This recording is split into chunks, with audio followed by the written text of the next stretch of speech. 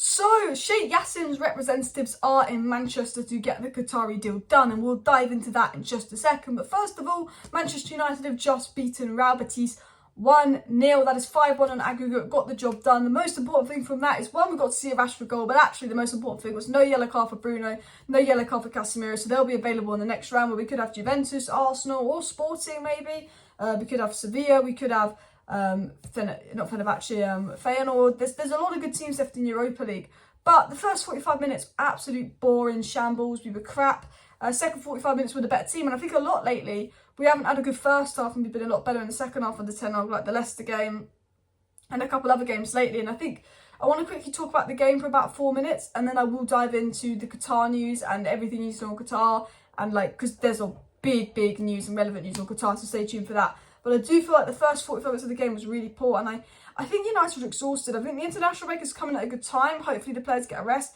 But I think we're really seeing the effect of exhaustion. Marcus Rashford looked knackered today. Rashford scored a goal. Rashford scored a cracking goal. But Rashford was crap.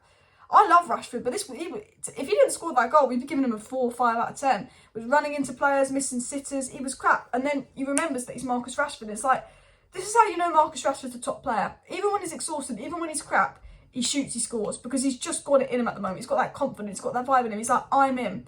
I'm him. He's that guy, Marcus Rashford. Unbelievable goal. And yet again, Rashford saves today. You know, we seem to have mediocre performances in Rashford saves today. And United have massively dropped off lately. And that is because we are knackered. Bruno is knackered. Fred is knackered. You know, Rashford is knackered. A lot of our players are absolutely knackered. I'm glad Raine and Luke Shaw got a rest, but we haven't been able to rest Bruno because of everything, because of Donny, and the lack of depth.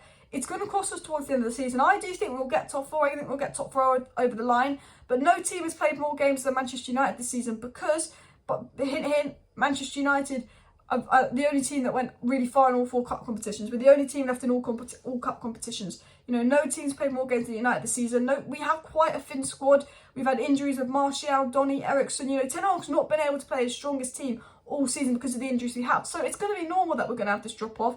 And even if we do have a drop off, let's not turn on Ten Hag. Let's go. You know, the lack of depth is there. We need summer investment. Because today told me 2 things, and I'm going to touch upon this in my video tomorrow, which will be 5 things to be learned. What did I learn today? Today I learned that we need a ball carrying midfielder so badly. I don't like Bruno in that deeper role. I thought once Bruno moved to the 10, he got a lot better.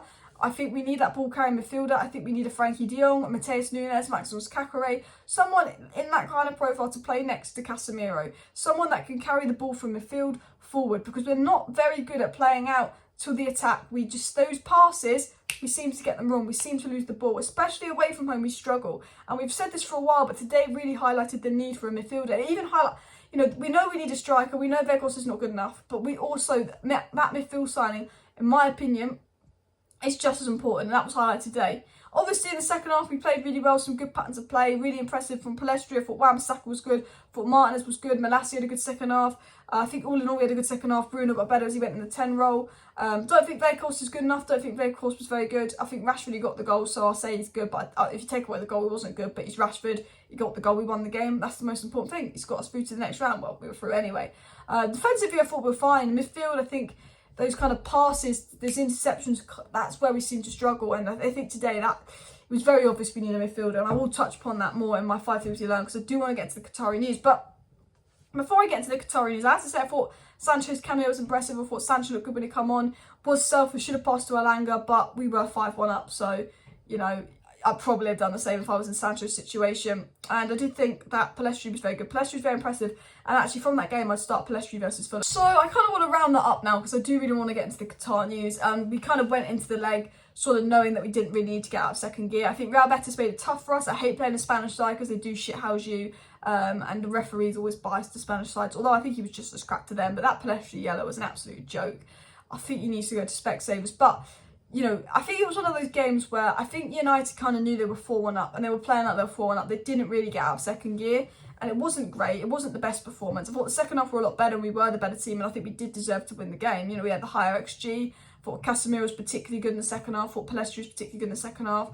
Defensively, we were solid, but I think it was one of those games that I think because we were 4-1 up going into it, maybe that's why we didn't go into it with the same energy we went into the first leg. And I think also we're knackered, so why go into this game with crazy energy? Although it wasn't the most exciting watch, although Ten Hag I don't think will be super happy. I think Ten Hag will say, difficult ground to go to, Spanish team away, Rashford scores a screamer, 1-0, no injuries, no cards. Yes, we could do better, but at least we proved in the second half. Move on to Fulham, move on to the international break. No team has played more games than United post World Cup. United already have basically no depth whatsoever because Anthony's injured, Martial has been injured basically every game, Sabitza's had injuries, Don has had a big injury, Eriksen's had a big injury. You just think actually, the lack of rotation, the amount of games we've had, this drop-off is bound to happen.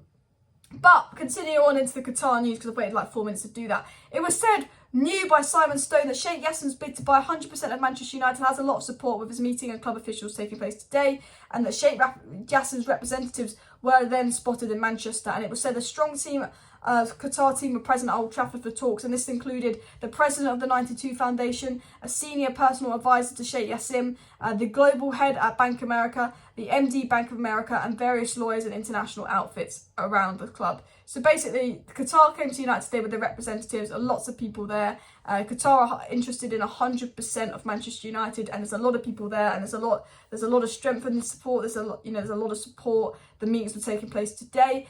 Mike Keegan said that the meetings are still going on. The meetings are going well, and reportedly, this hasn't been confirmed by top journalists. I think it was Ben Jacobs that said this, but reportedly, the Glazers are warming to Qatar. Talks are going well. Talks are going smoothly, and there was a report yesterday that Glazers actually favour Qatar to be the next owners because they want a good relationship with the Middle East. It was continued on with Sky Sports saying just in discussions with Qatari delegation have been very constructive, and Ben Jacobs then said Manchester United's talks with Qatari delegation have been very positive. Sources close to the group say they've been warmly welcomed. So obviously Manchester United and general sources being briefed that those talks between Qatar and Man United have been positive. Qatar still interested in United. It seems to be going well. The talks seem to be positive.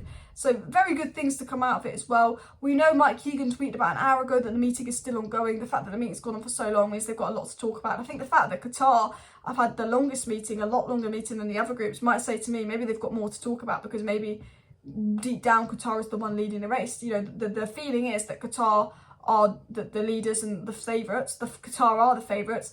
There was a report that came out 2 days ago saying the Glazers have been told they sort of have to sell because of fan outrage. And then there was another report 2 days ago saying the Raine group's actually favouring the full sale, which would mean it would be between Qatar and Sir Jim, and that actually Qatar are in a much stronger position than Sir Jim, and Sir Jim is trying to rely on the fact that he's, a local guy for maybe the Glazers to choose him. But there is strong and decent media sources saying this is in Qatar's hands, and obviously now Qatar are here, they can see what they want, and then Qatar can then prepare their second bid, which will be very big and very good, hopefully. But the belief is that Qatar will probably be the next owners and the talks going well. Continuing on as well, it was said that the Qatari delegation representing Sheikh Jassim's bid have arrived at United training complex, and that was said by Sky Sports. And Sheikh Jassim is expected to make a second bid for Manchester United within 10 days after his advisors visit the club. All bidders will be asked to make another bid in the next 10 days. So basically, it's all going well, it's all going smoothly. Qatar come in, had a look around the club. The deadline for the second bid is in 10 days' time. So it's actually March 25th. So by March 25th, that is the deadline. And end of March, there's going to be one party chosen, maybe two, but I think just one, party chosen to go in that third and final round. So we could know by the end of March who the next owners could be. Now, Qatar might get chosen to go in that third and final round, and something could go wrong. The Glazers could be greedy, it falls through, then we get the elite group. But the feeling is the second bid to going in 10 days, big news is going to happen, because whoever goes into the third bid, that means the Glazers, that is serious. It's the third and almost final bid, the third and final stage, and the party that gets chosen to go into that third and final stage is likely to be the next owner. So this is coming to conclude soon. It's reported that the Raine Group want to get Qatar in by the end of April. That's reportedly the priority. Hopefully that's the case. We have to wait and see where that goes, but very, very positive in that sense. And again, we have to see what happens, but the belief is Qatar are the favourites. Qatar's bid will be the strongest, and that the Glazers are favouring the full sale because they've been warned against it, and that the Glazers prefer Qatar to Jim Ratcliffe because of the appeal of doing stuff with the Middle East. So we know that Qatar's got a meeting. We know Qatar's got a meeting that's going well, and they've got a bid of 9 days now to put the next bid in, and reportedly they're going to do that. It was finally carried off by saying a source from the US said there should be no doubt at all that Jassim wants to be the next owner and custodian of United, and talks going well. Do not doubt Sheikh Jassim. He wants to be the next owner of United. He's determined. He wants to get this done. So Qatar have been having talks all day. They're in Manchester. They're serious. There's loads of people there. They're looking at the stadium. I think we'll get news in the next couple of days of what their second bid is, and I think it will be a big second bid. But I also think there's going to be a lot of stories come out in the next week that Qatar aren't interested in the Glazers, are looking at minority stakes, because I think it'll be a negotiation tactic, because the Glazers want this Qatar bid to be as close as they can to 6 billion.